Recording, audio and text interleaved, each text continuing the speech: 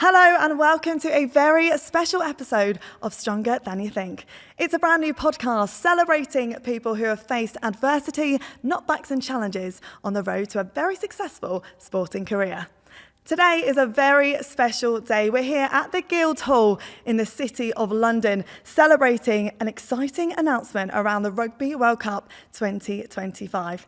That announcement is that the opening game is going to be hosted at the Stadium of Light up in Sunderland. Exciting times. On the podcast moving forward, I'm not going to be on my own. I'm going to have a gorgeous co-host in the form of Jodie Owsley. Today, she's a bit busy doing rugby player and gladiator shenanigans, so I'm holding the fort on my own. Right now, I want to give you a little sneak peek of what you can expect across the first season. I missed a pretty big decision, which probably had a big impact. I received a lot of abuse. You know, it was one of the hardest things I've ever gone through. I just found it so demanding on my body. I was really happy and never did I think that later that day I'd be getting electrocuted. So October time was a rough time because I felt like I was getting peppered at football from all angles. I was kind of like, I'm over this, I'm over football. I don't love football enough. I don't think it's worth the ag. Your parents have to give up their life to enable you to do that. If you were doing a tournament, would you just shut it off? I think you do question, is it worth it? It's all about energy. Yeah. Like, I turned to my parents and I was like, at least I can do the Paralympics now. I remember someone saying to me that that celebration was a bit much, but they didn't understand what was going on. My co-host Jodie Owsley and all of our guests this season have faced a number of challenges while carving out their very impressive careers. Jodie was in fact born profoundly deaf, but now she lives a life full of power, passion and high performance. Speaking of which, leads me nicely onto our first guest of the season. Now, she's won the Premier 15s twice. She's also competed in Grand Slam wins with the Red Roses twice. She featured as a finalist in the Rugby World Cup back in 2022. And just a few weeks ago, she won the WXV with England. It's the one and only Rosie Galligan. Hello. Hi, Rosie. Great to have you on the podcast. How are you? Yeah, I'm great. Thank you for having me. Really excited to be here. Excited to have you as our first guest. I know. I felt very privileged to be here for the first time. And obviously would love to see Jodie as well, but it'll be great to have a chat today and talk all things adversity and getting through it, I guess. I know, and Jodie does send her best. She's gutted that she's not here, especially not just to speak to you, but we're in quite a grand place, aren't we? The Guildhall, with this news about the Rugby World Cup and the fact that the Stadium of Light up in Sunderland is going to host our first game. Exciting for the growth of the game, having it in the north, isn't it? Yeah, massively. I think I've never been that far north with rugby, so to be able to go up there with an England team and take rugby back to the north is going to be a fantastic experience for all of us. We've got quite a way to go before then, though, haven't we? We've got, 2 PWR seasons, we've got 2 Six Nations to look forward to. So are you very aware that we've got a journey? Yeah, I think so. I think you have to take every day as it comes, to be fair. Rugby's a sport where you can get injured, walk into the ground or on the pitch. So it's just a case of taking it in my stride, taking every opportunity that comes and getting a few wins on the way towards 2025 before that, hopefully. It does feel like there's a real buzz around this Rugby World Cup. Now, I know we've only just had one as well in New Zealand, but the fact it's at home, how special is that going to be?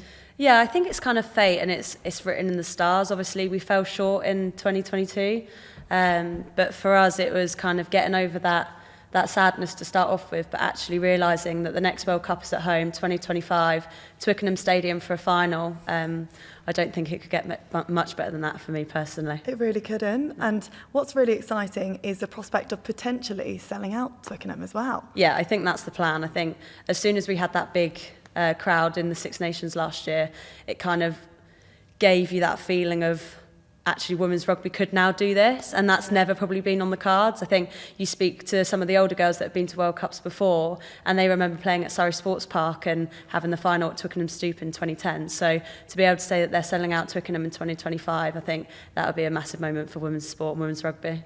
We have come such a long way in just such a short period of time, haven't we? Yeah. It's so impressive. I think it's actually crazy. Like from when I first started, I started rugby at 16 and I didn't really know much. I remember in 2017 they were playing in Ireland and it was on the TV a little bit, but not too much. And now you've also got the likes of TNT Sports still, you've got sport being played everywhere and it's so accessible that it's really exciting to see where it's going to go, and I think we've still got a big 2 years ahead of us to see even what heights we can reach with the sport. Indeed. And like you say, we've got 2 years. We've got quite a few tournaments in the middle of all of that. So how do you balance that as a player, just to kind of make sure that you are fit and ready to go when the Rugby World Cup comes around? I think it's obviously about working with England. Having got my first contract this year, it's actually been really exciting to be able to be a fully fledged international rugby player. Yes, congratulations on thank that. you. It's very good. But it's just meant that I can actually live the life of an athlete without having to worry. I think I was very fortunate with my job at Harlequins that they did allow me to go to training, and I did go to camps. But in the back of your mind, you always felt that little sense of guilt that you were missing out on a meeting, that you were meant to be doing a residential that you'd spent 2 months planning, little things like that. So since then, I've been able to actually get my nutrition right because I've got hours in the day to start with, go to training, be able to spend extra time at training, not worry about getting home late because I don't have to get up in the morning to get to work. So for me, it's just been life-changing, and I think I'm in a really good place back at Saracens. I'm happy with my rugby, and as you could probably see with the smile on my face, but rugby's going really well, life's really good, and I think that's the main thing going forward for the next 2 years, is make sure I keep putting myself in the best place to put my foot forward for the next few things to come. Yeah, it is really exciting times, and like we just touched on, the fact that it's in England, I mean, how special is that going to be, potentially running out in front of a home crowd, hopefully in the final? That would be that would be amazing, wouldn't it? And the fact that we're across 8 different venues, so everyone is going to get a little slice of the World Cup. I think that's the thing. Obviously, we knew that what we needed to do was to spread it out. Everybody needs to see the game, the product that we have as a women's rugby side. So to be able to take it to 8 different venues, going down to Brighton, I think a lot of people will take the opportunity to go down to Brighton, especially the younger generation.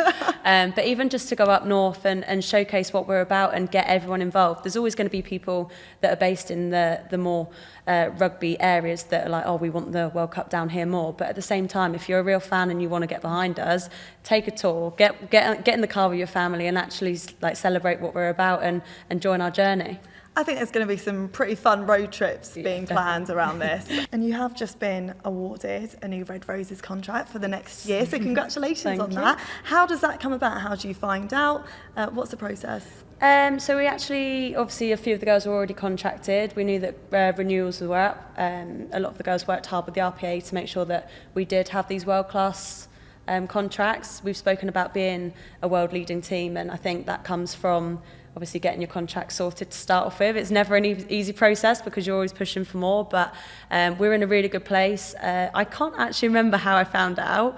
Wasn't that long ago. No, I know. But I think because I've been involved in the setup before, and I'd played a good few games, I think I was a bit worried about my hamstring and not being able to show myself in the Six Nations. But I got a really good rapport with Deeks, and being able to have an open conversation with him, being like, look, I need to give a notice in. Do you think I'm going to get a contract? Little things like that. Like, I felt comfortable knowing that I'd worked hard enough in World Cup to be able to put my name up for a contract. So yeah, it feels really good. Where did your love of rugby come from? Where did your story begin? Yeah, so I started quite late. I actually wanted to be a netballer when I was younger. I played netball, I played hockey, I played cricket, I did musical theatre for 10 years. Sorry, hang on a second. Don't just skim past that. What were you thinking musical theatre-wise? You were singing, dancing? Yeah, I was more of a singer. It was when I was told that you have to do the splits in order to make it in the West End that I decided to not go down that avenue. So you can't do the splits? No, I started playing sport and I had no flexibility whatsoever. So yeah, I went down to a touch tournament one summer with my brother. They needed girls on their team. They scored extra points basically. So he said, stand on the wing and we'll pass you the ball and you can score the extra points and we'll do really well. By the end of that tournament, I was like, hold on a second, I do not want to be on the wing. I want to be in the middle, passing the ball around. So for me, that was like where it started. And then I joined Elsford Rugby Club girls team. And it was just the first place where I really felt myself. I think with hockey and netball, I was only training once or twice a week, and I just never really felt like I fit into the environment. But with rugby, like I remember going to my first Kent County trial, which was probably 3 weeks after picking up a rugby ball at the girls' team, and my dad saying, Rosie, just catch it and run forward. And all of a sudden I put this massive hoof in. So I was playing centre at the time as well, so I wasn't the second row. I put a massive hoof in, the wingers got on the end of it, and it's made me look so good for the rest of the trial, and everyone's like, who's this person that's come in and doing this stuff?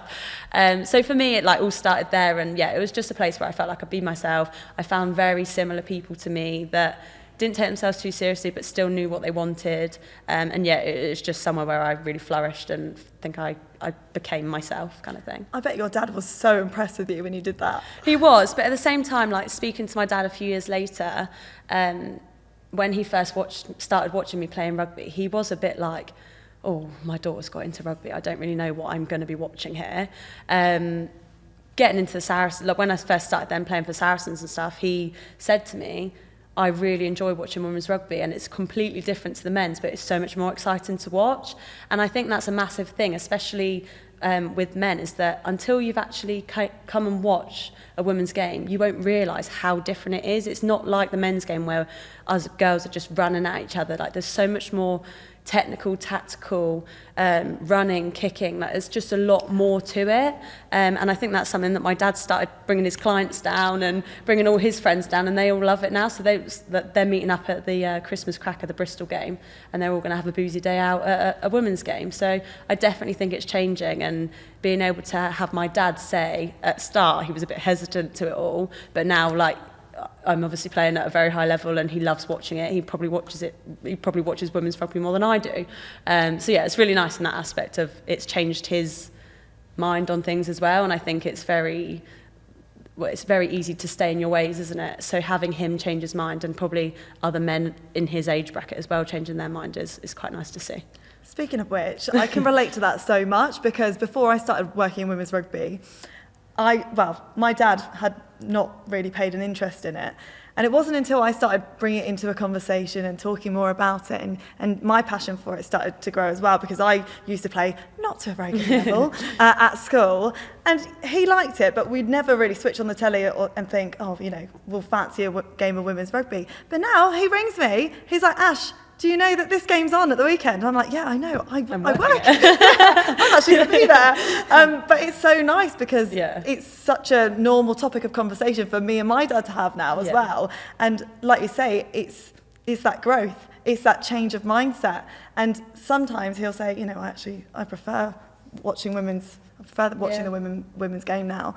So, like you say, it's all about changing perceptions, and really, really exciting that our dads are like totally on board. Which they can have a beer at the game next. Yeah, exactly. I love that. So when was the turning point for you that you thought, hang on a second, I'm pretty good at this, and potentially I could get paid?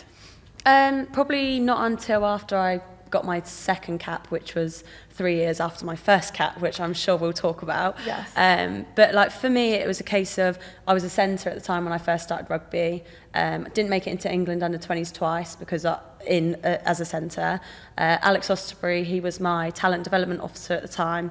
He said, look, I think we need a bit of a positional change. I think we should look at back row, second row. It would probably suit you a bit more. So had that, managed to get into England under 20s, and then had my call up into England. And I don't think it was till after all of I got capped, and at the time that was the best feeling in the world. Like I was on cloud nine.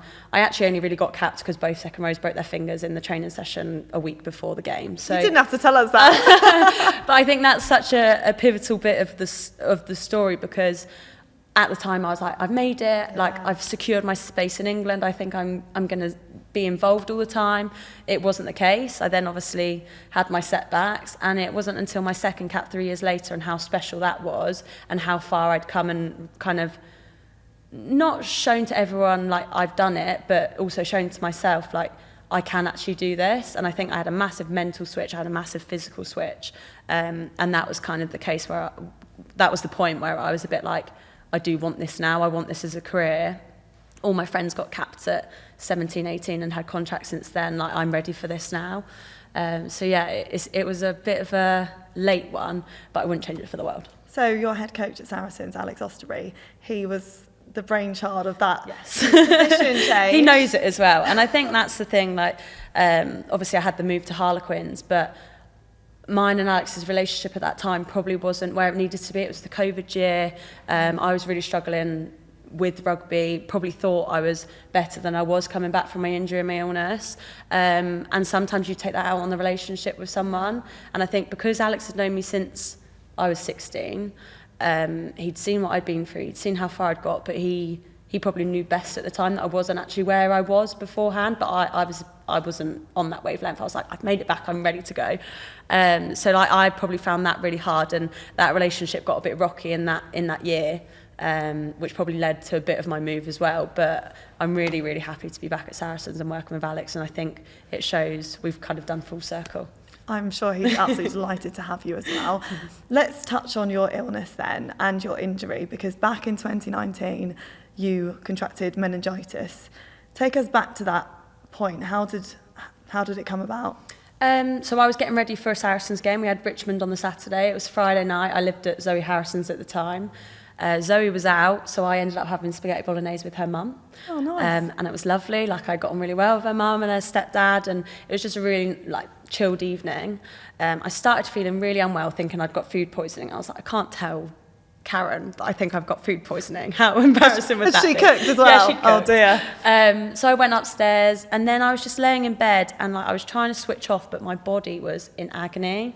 Ended up being really sick. Called my dad, who lived an hour and a half away. My mum was on a girls' night in London, and normally it would be my mum would be the point of call for the crying down the phone. I don't feel well. Yeah. But I didn't want to ruin her night. Called my dad, and he said, I'll come and get you, because for me to call him at probably 11 o'clock at night and say I think there's something wrong with me, he came straight away, absolutely bucketing down outside.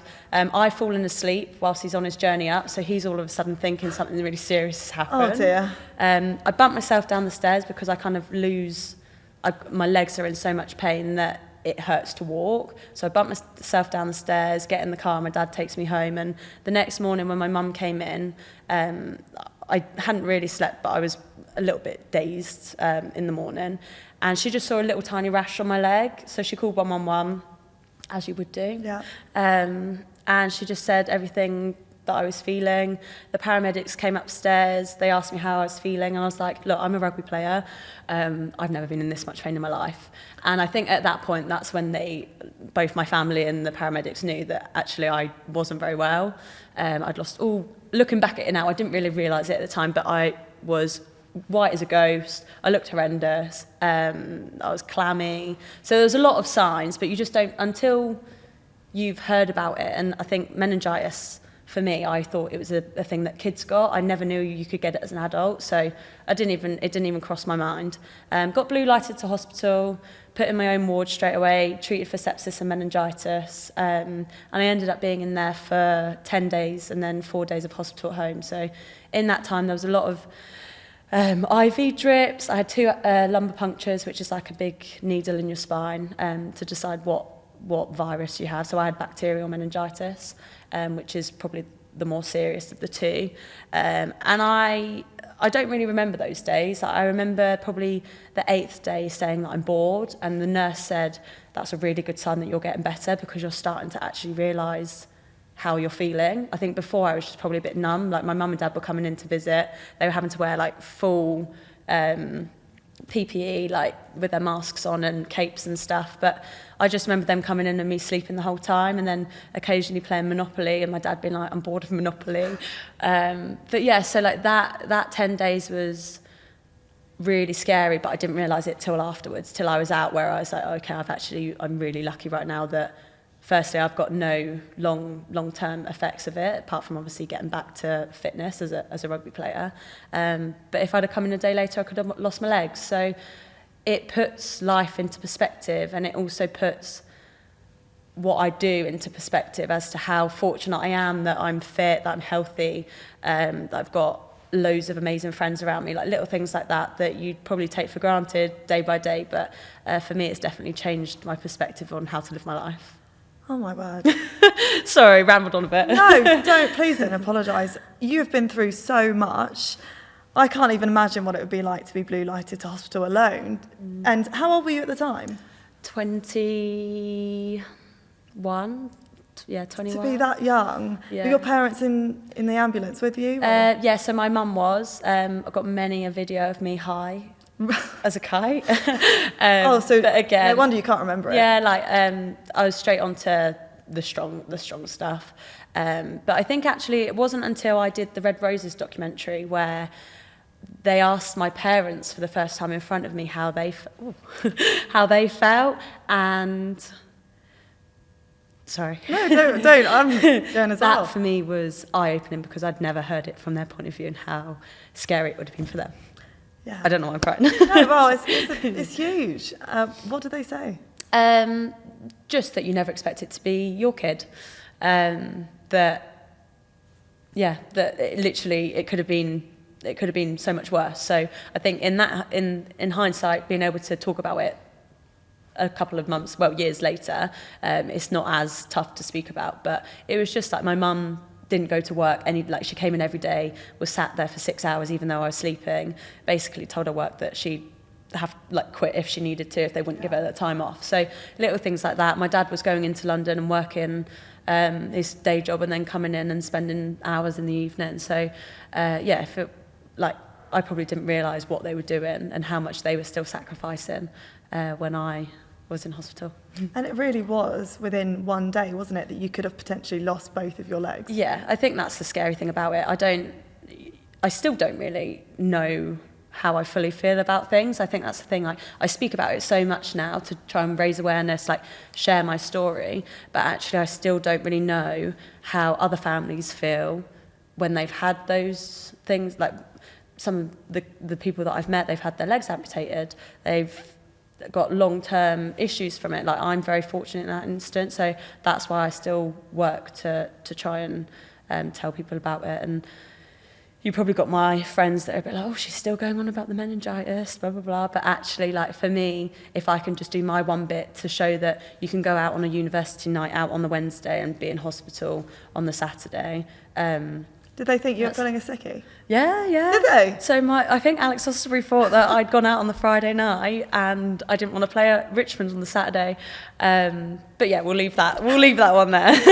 Oh my word! I mean, probably something you might expect, because you don't ever expect something as serious as meningitis to just come out of absolutely nowhere. Yeah. Very, very scary. But like you say, it's changed your perspective on things now. Yeah. What do you think? Has it made you a bit more grateful? How's it changed? Yeah, no, it's made me grateful, but it's also just made me realise that you need to be happy in life. I say to everyone that I meet, I say to every little kid that asks me, what do I need to do to be a rugby player? I said, be happy, play with a smile. You'll probably see me running out, singing the national anthem, facing the hacker with a smile on my face. That's not because I'm a weirdo. That's because that's who I want to be as a person, and that's something that's really important to me. I also think it's you've just got to take every day as it comes, live your life to the full. And it's very easy to say, don't get me wrong, there's still days where I'm I don't want to get out of bed, I don't want to do this. I still have down days, like any normal person would. But it's just every so often I get reminded that my life isn't that bad and that I'm actually very successful and happy where I am in life right now as a 25-year-old. I'm so pleased to hear that, and you are absolutely thriving, Rosie. When we talk about social media a lot, but when you did have meningitis, did you open up about it at the time? No, I didn't, because I didn't really realise what was happening. Right. It wasn't until I reached out to Meningitis Now to say I'd like to work with you as an ambassador to be able to use my platform to help other people and to help people's understanding. That's when I started using my social media with meningitis. At the time, I was covered in rashes. I was covered, had drips in me. I didn't really feel the need to post it on social media. I also don't think I was well enough to document it, but I took photos and videos as I was getting better.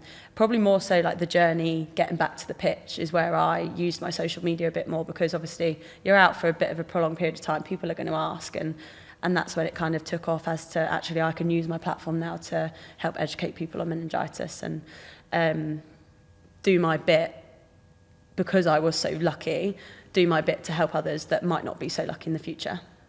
Now talk to me about your journey back to the pitch. How long did it take? So I actually got back onto the pitch in December, just before Christmas. In hindsight, I probably wasn't healthy. Like, I probably wasn't anywhere near where I should have been. But September 2019, I came back in December, and I played. I can't actually remember how much I played, but I played one game before Christmas, and then it was the Christmas break. And but leading up into that, I remember doing my first bike when I was allowed back to Saracens, and I did a 5 minute slow, like the slowest bike, and I slept for 2 days straight afterwards. So my body, my body had been shot. I didn't really realise how hard it would be trying to get back. I thought it would be easy. I think mentally was probably one of the biggest challenges. Like I said, I was living with Zoe, and her going to training every Tuesday and Thursday and me sitting at home, I felt a bit lost. I was in a bit of a pit. So trying to get myself both physically and mentally back in the game, that was really tough. But at the same time, like, I wanted to prove to myself and I wanted to prove to everyone else that I could do it. So I came back in December, had the Christmas break, and then it was a game in January in Worcester. I was dropped in the line out and I shattered my ankle.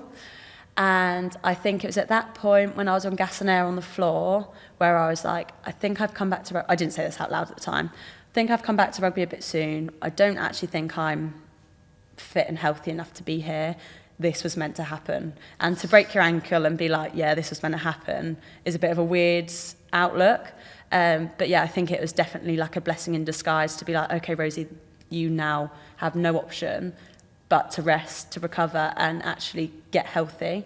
Because I was fit, I could run around the rugby pitch, but I don't think I was actually fully healthy and allowing myself to recover and repair and get everything I probably needed for a rugby player back to full force. So yeah, it was at that time where I basically shattered my whole ankle, and I had surgery, and that was another year out of the game. So it was a long one. Again, a lot of ups and downs. I think what made it easier was that I'd been injured before. I've had injuries before. With the illness, I had no clue how I was going to come back from that, and that's probably why I found it mentally quite tough. But I was very fortunate in the fact that the season was cancelled. COVID hit. The season was actually cancelled, so I think I only missed out on 3 games. That make you feel a bit better? It made me feel so good. I was like, oh no, what a shame the league's cancelled. But actually, like, for me, I think if the league had to have continued, I think I would have really struggled, because it would have been the case of I feel like I'm missing out on a lot of things. Yeah. But instead, I was in my own little bubble. I'd had my surgery. I was talking to my physio at Saracens a lot. Ended up having a bit of treatment because I needed to, otherwise my ankle wasn't moving. So it was just a case of, right, get my head down, I've got a year to get back and let's go. It probably did make that journey back to the pitch a lot easier, knowing that you weren't missing out on anything, and you didn't have to watch people like Zoe go into training all the time and feel like you're really missing out. Yeah. You could actually give yourself a bit of a break, yeah, a rest. Yeah, and that's definitely what I needed. And I think like one of my standouts from that was a couple of months in, I was stood on a log in my back garden, and it was my first jump since my ankle. And I probably stood on the log for about 20 minutes. The log was this tall. And they were like, okay, you need to jump off the log now. And I was stood up there, and like the mental strength to try and jump off this little tiny log, as well as like the fear and like the feeling of my ankle breaking again. I had a lot of thoughts about it. So for me to be able to jump off that log, I still remember like the celebration in my head and my mum and dad being in the kitchen like, yeah. So that, like, little things like that, you have to remember going forward and taken into the rest of your career, because there's so many ups and downs in sport and in life that you can't take yourself too seriously in that aspect. And it is different with illness and with an injury. Mentally, was it more difficult than you think with the illness, because you couldn't control it as much? Yeah, definitely. I think it was the case of, like I said, a 5-minute bike took me off my feet for 2 days.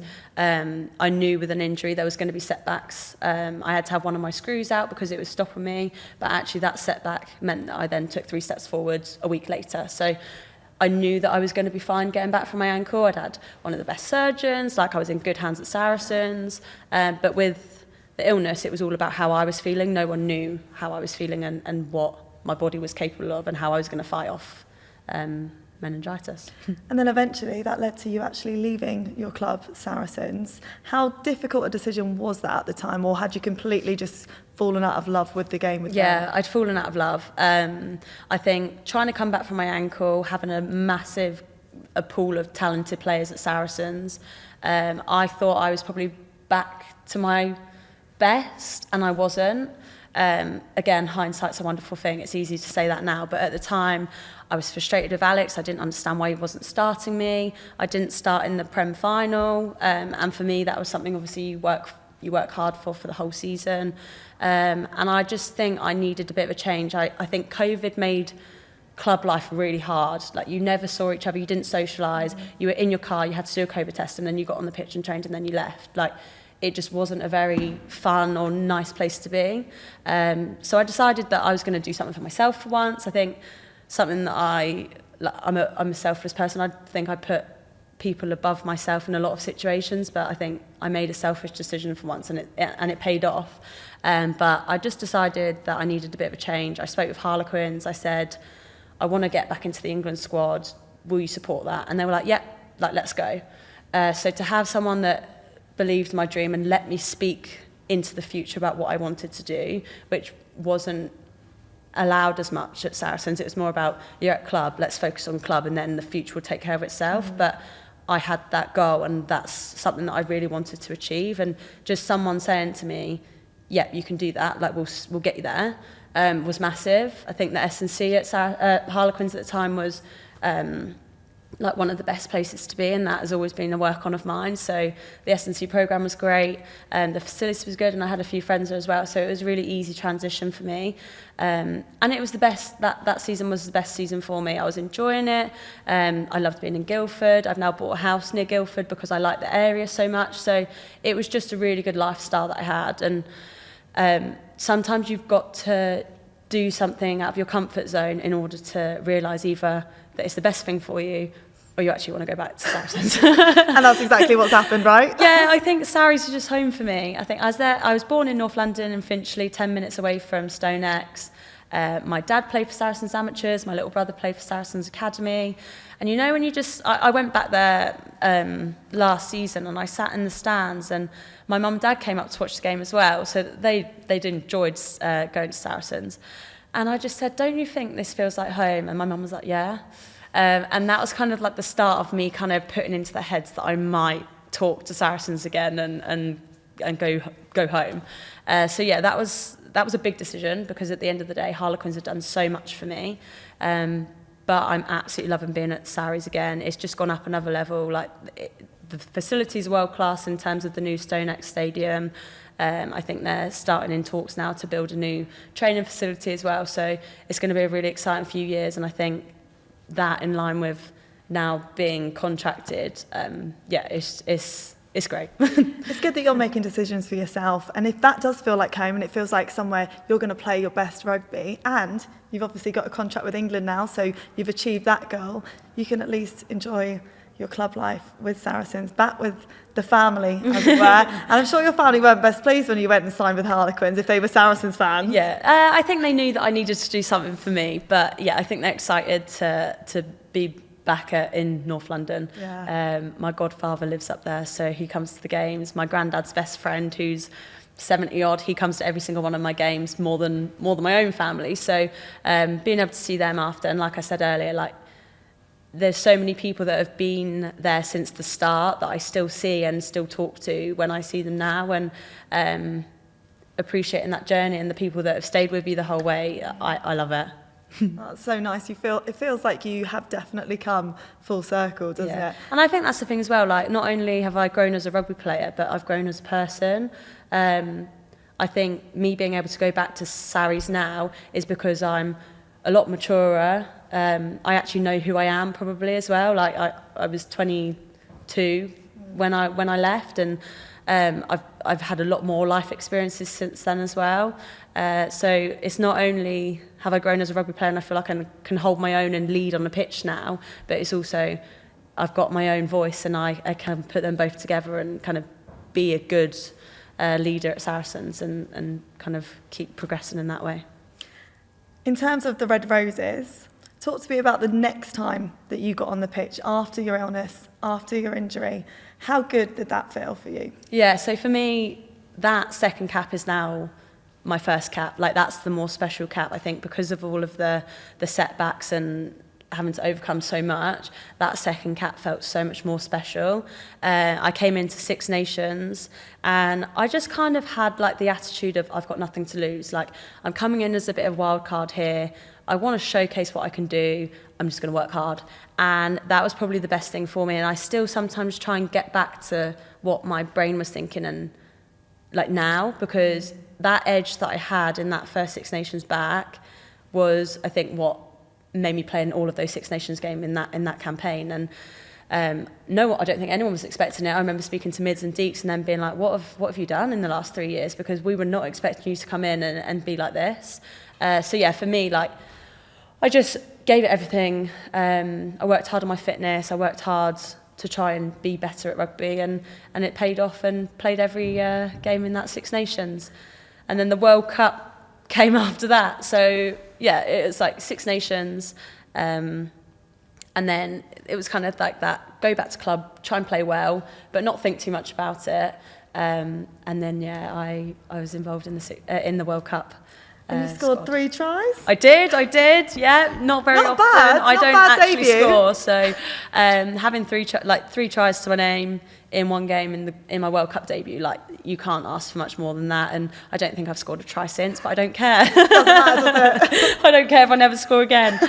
But yeah, that again, my mum and dad came over with my sister. The most phenomenal experience.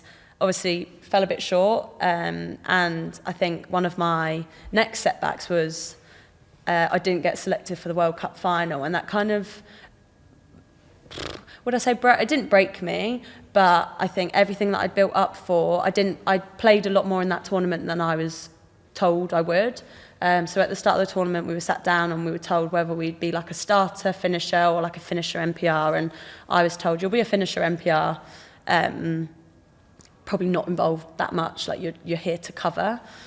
And at the time, I was like, yeah, that's fine. I'm here. I've made it to New Zealand. And then the more I played and the more I grew in confidence, the more I was like, no, I want to put my name in the hat, and I want to put my hand up to be in these semi-finals and finals. So I was in the team for the semi-final. It was actually a really tight game, so I didn't get off the bench. But I wasn't expecting to be dropped for the final. I thought that they'd just kind of keep the team the same. So to be dropped for the final, it just made me feel like I wasn't good enough and that I wasn't trusted in the biggest game. So that, as a player, is quite, it's just quite hard to take. You want to play in the biggest games, you want to play on the world stage in the biggest games, like that's what we're all there to do. So to have that taken away from me and I couldn't do anything about it, that was really tough. Like, I couldn't put my hand up for selection in the week because it had been decided pretty much straight after the semis. So for me, that was a bit of a hard one. And then when I went back to club after World Cup and was told that it's because of my defensive strength, the first thing I did when I went back from World Cup is met up and had individual sessions on tackling, because I then felt like I wasn't good enough in that capacity. And then since then, I've grown in confidence again.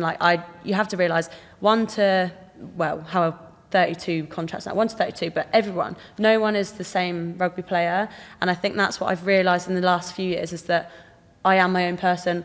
I'm going to play differently. No one plays like me. No one plays like Zoe Allcroft. No one plays like Marley Packer.